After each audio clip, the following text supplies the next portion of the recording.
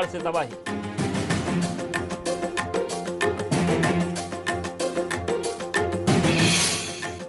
Corona के हालात का जायजा लेने बरेली पहुंचे सीएम योगी। प्रदेश में बढ़ते कोरोना को लेकर एक्शन में सीएम। शाम को नोएडा तो कल सहारनपुर का दौरा करेंगे।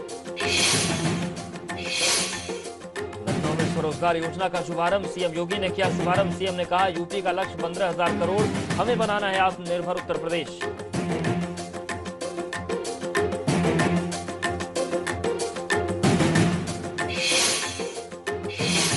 लखनऊ पहुंचे सेना प्रमुख Manoj Mukund Naravane. Army central command headquarter में देखा प्रेजेंटेशन। राज्यपाल और सीएम योगी से की मुलाकात।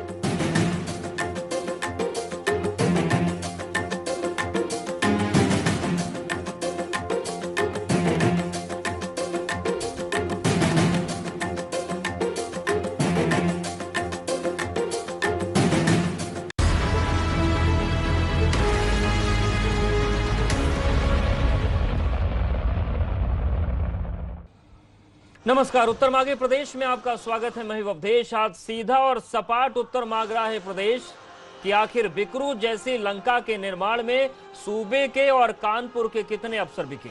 आज उत्तर मांग रहा है प्रदेश कि विकास के बारे में सबको सब कुछ पता था, लेकिन ऐसे कौन से आका का उस पर हाथ था कि सिस्टम में बैठे बड़े बड़े साहबों को विकास के नाम पर मोतियाबिंद हो जाता था।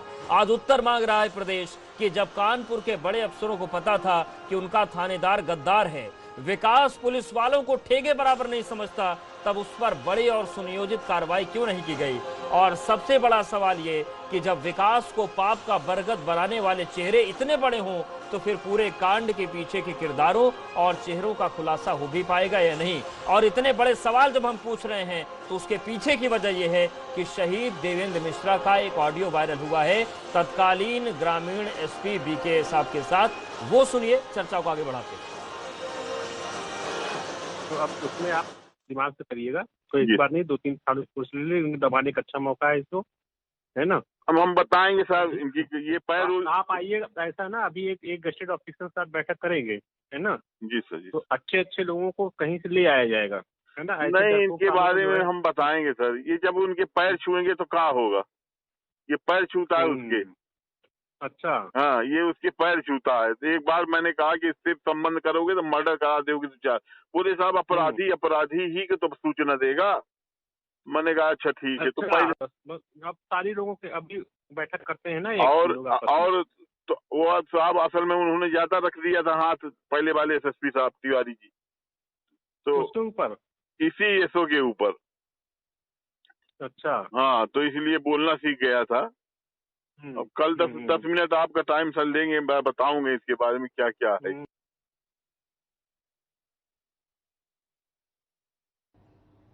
तो ये बहुत संक्षेप में हमने ऑडियो आपको सुनाया है। ऑडियो बहुत लंबा चौड़ा है, जिसमें पता चल रहा है कि एक थानेदार कैसे पूरे महकमे के छाती पर नाच रहा था। और विकास दुबे का तो कहना ही क्या, उसका तो नाम लेना भी शायद लोगों को खौफ पैदा कर देता था। कुछ खास मेहमान जुड़ रहे हैं, सीधे उनका रुख करते हैं। हमारे साथ अशोक पांडे जी जुड़ गए हैं, बीजेपी प्रवक्ता। आईपी सिंह हमारे साथ समाजवादी पार्टी के प्रवक्ता जुड़ गए हैं। और थोड़ी देर में हमारे साथ सुरेंद्र राजपूत जी भी जुड़ेंगे और सूर्य कुमार शुक्ला जी एक्स IPS हैं, वो भी जुड़ेंगे।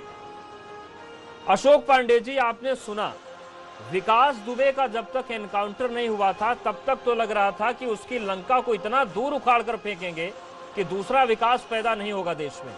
लेकिन अब जब एक के बाद एक ऑडियो वायरल हो रहे हैं और सारी जांच ऑडियो से ही खुल रही है, वो जो मुस्तैदी थी सर कहां गायब हो गई, वो कौन आका है, कब उनके नाम सामने आएंगे, और एक विकास ने पूरे सिस्टम को कैसे विकलांग बनाकर रख दिया था आपकी इस मजबूत सरकार में।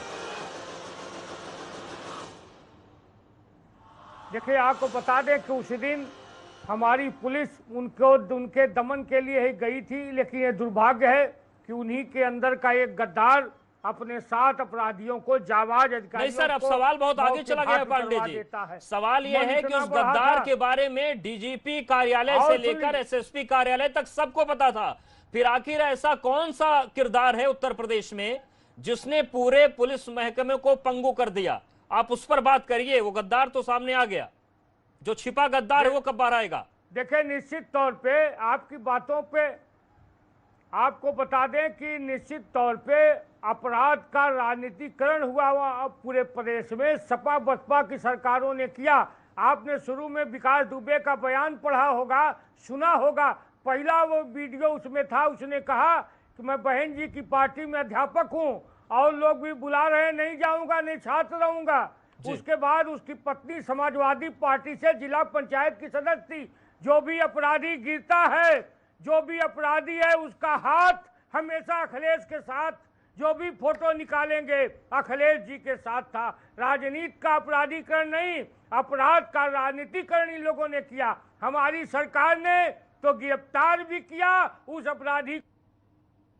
ठीक है आईपी सिंह जी, सवाल यह है कि सब कुछ मामला राजनीति के इर्द गिर्द घूम रहा है, लेकिन हैरानी इस बात की है कि सामने तो आए वो आका, उसका नाम तो सामने आए। जो तेजी पहले दिख रही थी अब कहां गायब हो गई? आखिर पुलिस महकमा विकास के नाम पर सांप क्यों सूंघ जाता था?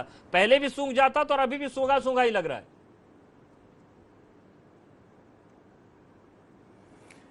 देखिए, उत्तर प्रदेश की जो पॉलिसिंग है, जो वो मैं समझता हूं कि देश की सबसे भ्रष्ट पुलिस उत्तर प्रदेश की है और संरक्षण किसी का प्राप्त है। तो उत्तर प्रदेश में जो मंत्री भारतीय जनता पार्टी के हैं उनका संरक्षण प्राप्त है, वो साफ साफ उसके प्रूव आए। उसके बाद जो विधायक उस क्षेत्र के हैं उन्होंने उसको पूरा सहयोग किया। जय वाजपेयी जो प्रमुख सचिव गृह अवनीश अवस्थी हैं, उनके साफ रिश्ते नजर आए। जो वहां के एसएसपी रहे, बाद में एसटीएफ के भी मुखिया रहे, जिस तरह से लेन देन का मामला सामने आया, जिस तरह से समाजवादी पार्टी ने इस बात को सबसे पहले अवधेश जी कहा कि जो कॉल डिटेल रिपोर्ट है विकास दुबे की, उसको सबसे पहले सार्वजनिक किया जाए।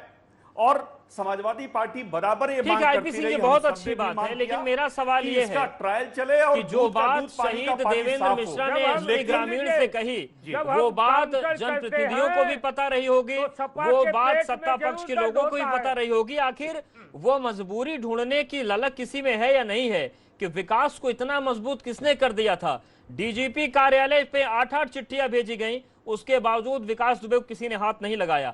अब तो जरूरत यह है कि उन किरदारों को सामने लाया जाए। क्या उसमें भी असफलता आ रही है? देखिए, आनंद फानन में जिस तरह से एक कमेटी बना के और उन लोगों को उस कमेटी में रखा गया, और सुप्रीम कोर्ट ने बहुत साफ तौर से कहा, या हाई कोर्ट ने भी उसको कहा कि विकास दुबे के बारे में उत्तर प्रदेश की पुलिस हमें न बताए। हमें पूरा इतिहास पता है। संरक्षण 3.5 वर्षों से इनको प्राप्त था। जो प्रमुख सचिव गृह थे, उनकी बेटी की शादी में विकास दुबे भी आया।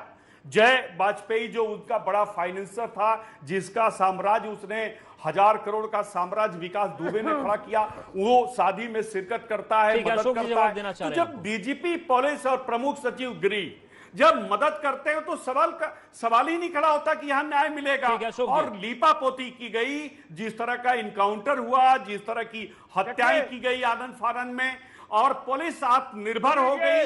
आज उत्तर प्रदेश की पुलिस आत्मनिर्भर है। उसे उत्तर प्रदेश में अदालतों की जरूरत नहीं रह गई है। अपने हिसाब से हत्याएं। ठीक है अशोक पांडे जी, सवाल ये है कि जो हुआ सो हुआ, अब आपको गलती सुधारने का वक्त है। जिस तरीके से गठजोड़ खाकी का सामने आ रहा है विकास दुबे के साथ, कितने अफसरों को इस मामले में सस्पेंड किया आप लोगों ने? कुछ मैसेज तो दीजिए। न तो तिवारी जी को कुछ हो रहा है, न तो श्रीवास्तव जी का कुछ हो रहा है। सुन लीजिए, आप बस 50 सिपाही गिना दीजिए। निश्चित होगा, इसकी जांच होती है, जांच और प्रक्रिया में है, जांच प्रक्रिया में है। जो भी दोषी होंगे, लापरवाही वाले अधिकारी होंगे, जो लोग इस तरह के संरक्षण वाले अधिकारी होंगे, उनके खिलाफ जांच होगी और निश्चित तौर पे कार्रवाई होगी। लेकिन कैसे होगी अशोक पांडे जी? जय वाजपेयी को पहले क्लीन चिट आपकी पुलिस देती है, उसके बाद दबाव बढ़ता है तो जेल भेजती है। विकास दुबे की पत्नी को पहले क्लीन चिट दे चुके हैं। 24 घंटे में तो आप लोग क्लीन चिट बांट रहे हैं। आखिर इतना बड़ा गिरोह कैसा है विकास दुबे का कि कोई उसको हाथ नहीं लगा रहा है? बिना जांच के, सुन लीजिए, देखिए, बिना जांच किए कुछ नहीं हो सकता। जब हमने उसे गिरफ्तार मध्य प्रदेश पुलिस ने किया तो इन्हीं लोगों ने कहा नौटंकी थी। फिर जब गाड़ी पलट गई, काउंटर हो गया, तो फिर इन्होंने कहा नौटंकी थी। लेकिन हकीकत तो ये है विकास दुबे मारा गया ना। गठजोड़ की गाड़ी कब पलटेगी अशोक जी, आप ये बताइए। जो गठजोड़ है उसकी गाड़ी कब पलटेगी? जय वाजपेयी को क्लीन चिट देते हैं आप लोग, विकास दुबे की पत्नी को क्लीन चिट देते हैं आप लोग, इस गिरोह की गाड़ी कब पलटेगी? हम जब भी निर्मम हत्याएं हो रही हैं, ये इससे साबित होता है कि सरकार के अंतिम दिन आ गए लगता है। जब हम काउंटर करते हैं विधानसभा में राम गोविंद चौधरी, ये सारे रिश्ते बीजेपी। अशोक पांडे जी सीधा जवाब दीजिए, आप बचिए मत। मेरा सीधा सवाल आपसे ये है, ये गठजोड़ की गाड़ी कब पलटेगी? अशोक पांडे कोई जी, नहीं है। आपके दोनों उप मुख्यमंत्री और मुख्यमंत्री सबसे बड़े अपराधी है उत्तर प्रदेश में। ये बात किसी से छुपी नहीं है। ये पूरा प्रदेश जानता है। हमारा तीर और इनके ऊपर आपको जनादेश नहीं मिला, ये जनादेश मोदी जी के खिलाफ मिला था। इन अपराधियों को बिठाने का काम बीजेपी ने किया। हमारे साथ सूर्य कुमार शुक्ला जी जुड़ गए हैं, IPS है। सूर्य कुमार शुक्ला सर, राजनीतिक बातें तो अपनी जगह तमाम है, लेकिन अब सवाल यह है कि एक नया ऑडियो सामने आया जिसमें शहीद सीओ अपने एसपी ग्रामीण को बता रहे हैं कि कितना रसूख उनके थानेदार का है, वो एक नंबर का भ्रष्ट व्यक्ति है, गद्दार है। और सीओ ने यह भी जिक्र किया कि सर हम दबिश देने जा रहे हैं, लेकिन वो पहले ही फोन करके बता चुका होगा और मैं कई बार उसको कह चुका हूं कि तुम लोगों को मरवा दोगे। एक बात और उन्होंने कहा कि जो एसपी साहब थे तिवारी जी, उन्होंने ऐसा हाथ रख दिया था कि उसकी जुबान खुल गई थी।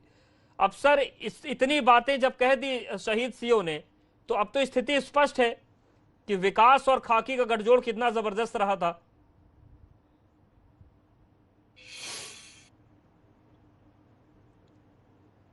शुक्ला सर सुन पा रहे हैं क्या?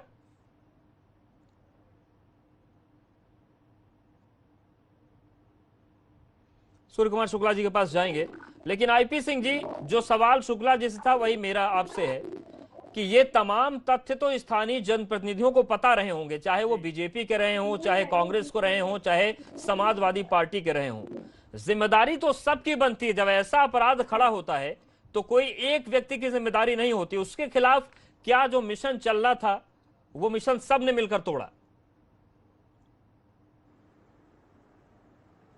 देखिए उदेश जी, ये सवाल बार बार मैं तो समझता हूं कि आपकी साख और विश्वसनीयता एबीपी गंगा की बहुत अच्छी, उस पर कोई सवाल नहीं खड़े होते, लेकिन हालात आज खराब हुए। विकास दुबे ने 8 जाबाज पुलिस के अफसरों और कर्मियों की हत्या आज हुई है। और सवाल जब पीछे 1 दशक 2 दशक पीछे जब सवाल होता है तो यही कारण होता है कि फर्जी इनकाउंटर्स होते हैं और एक जांच बिठा दी जाती है।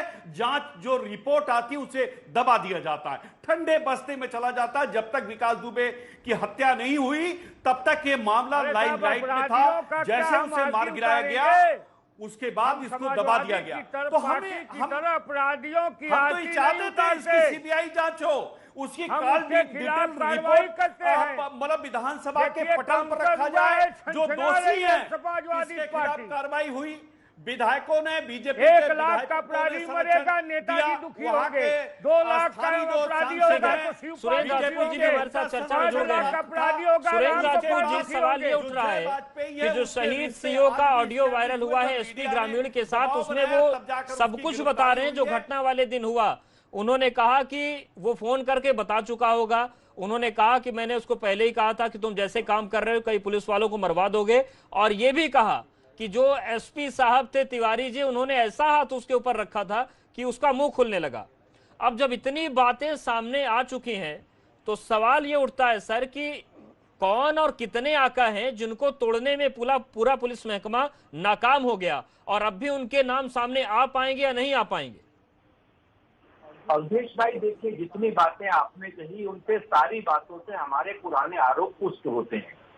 और हम बहुत स्पष्ट रूप से कह रहे थे कि खाकी और खादी के गठजोड़ को बचाने के लिए ही वो कार भी पलटी ताकि सरकार ना पलटे। आपके सामने है सारी स्थितियां हैं।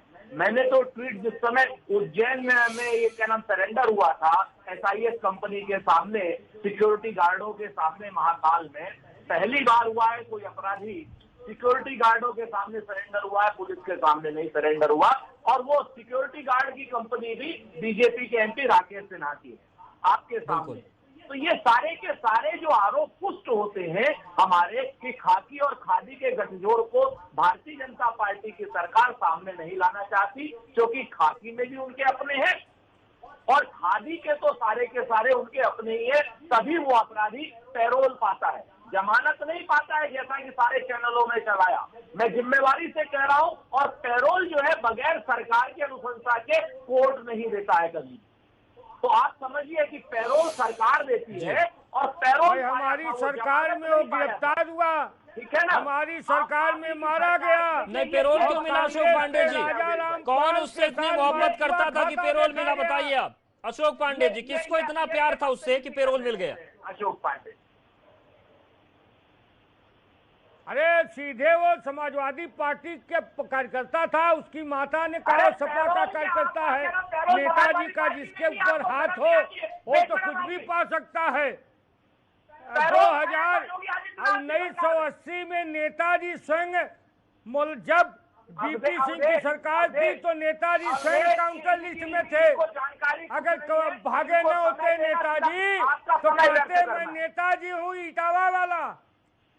अरे जो जहां बनारस से आप आते हैं उस बनारस में तमाम बड़े बड़े अपराधी हैं, किसके खिलाफ कार्रवाई हुई? और ये अशोक पांडे जी, आप बनारस से आते हैं, बनारस में इतने बड़े बड़े अपराधी हैं, किसके खिलाफ योगी सरकार ने कार्रवाई किया? मुलायम सिंह, आप बताइए, बनारस की बात करिए, मत करिए 75 जिलों की, बहुत बड़ी लिस्ट है, मैं रखूंगा। सब बीजेपी से जुड़े हुए हैं, सारे अपराधी बीजेपी में संरक्षण लिए हुए हैं और बीजेपी उन्हें संरक्षण देती है और जनता के भी झूठ बोलती है। अशोक पांडे जी, सवाल सीधा सा ये है कि ना तो आप सुरेंद्र जी के बात का जवाब देना चाहते, ना आप आईपी सिंह जी के सवाल का जवाब देना चाहते, ना मेरी सवाल का जवाब देना चाहते, आप पुरानी सरकारों का चिट्ठा लेकर बैठ जाते। सर, अब तो उम्मीद हम आपसे करते हैं कि सत्ता में इतने लंबे समय से हैं तो जवाब देना भी तो सीखिए, और हम ब्रेक के बाद आपसे फिर जवाब मांगेंगे। उम्मीद करते हैं इस बार जवाब मिलेगा, और जवाब यही चाहिए, गठजोड़ की गाड़ी पलटेगी कि नहीं पलटेगी? फौरन हाजिर होते हैं।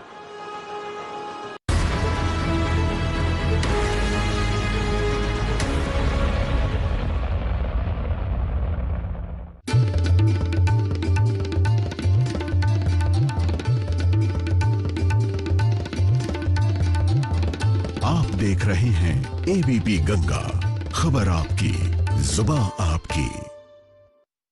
मैडम, ये तो जादू की छड़ी है। इसलिए अपने फैब्रिकेटर को बोलिए कि ग्रिल बनाए तो सिर्फ एसआरएमबी रियल स्टील से। पहले दांतों की सफाई, फिर मसूड़ों पे मसाज। भूलना मत, मसूड़ों में जान तो दांतों की शान, यही है वीको की पहचान। Amazon प्राइम डे की ढेर सारी डील्स पाने का आज है आखिरी मौका। सिर्फ आज रात तक जॉइन प्राइम।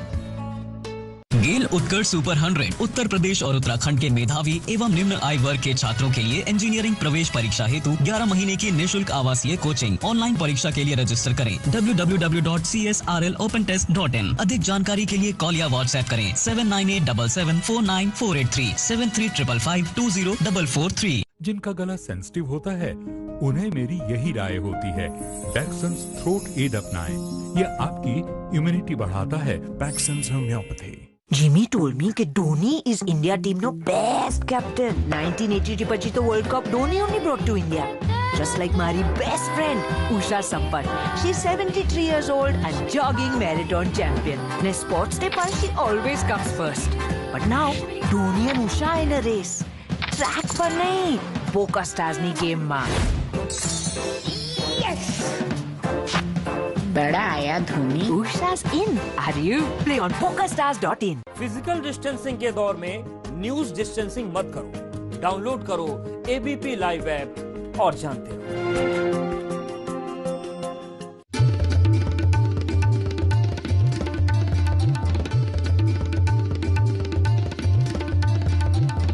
आप देख रहे हैं एबीपी गंगा, खबर आपकी, जुबान आपकी।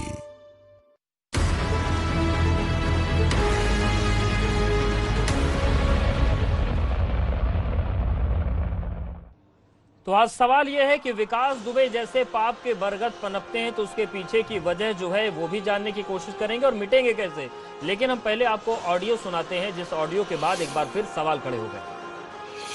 तो अब उसमें आप दिमाग से करिएगा, तो एक बार नहीं 2-3 साल कोर्स ले लेंगे, दबाने का अच्छा मौका है इसको, है ना। अब हम बताएंगे साहब इनकी ये पैर आप आइएगा, ऐसा ना अभी एक गजेटेड ऑफिसर के साथ बैठक करेंगे, है ना। जी सर जी। तो अच्छे लोगों को कहीं से ले आया जाएगा, है ना। नहीं, इनके बारे में हम बताएंगे सर। ये जब उनके पैर छुएंगे तो क्या होगा, ये पैर छूता है उसके।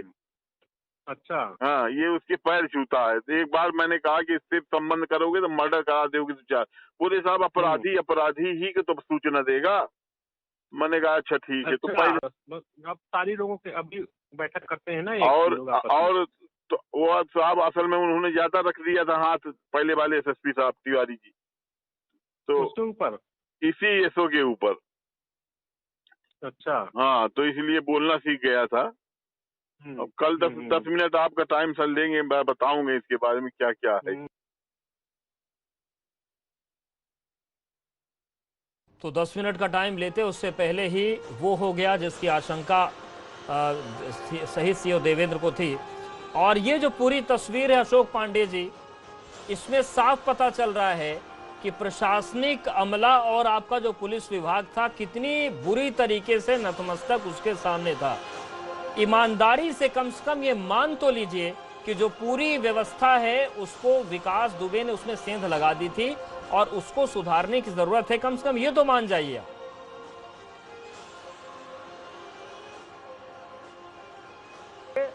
अभी साथी कह रहे थे वो गाड़ी पलटी है, तो गाड़ी अपराध की हमने पलट दिया है।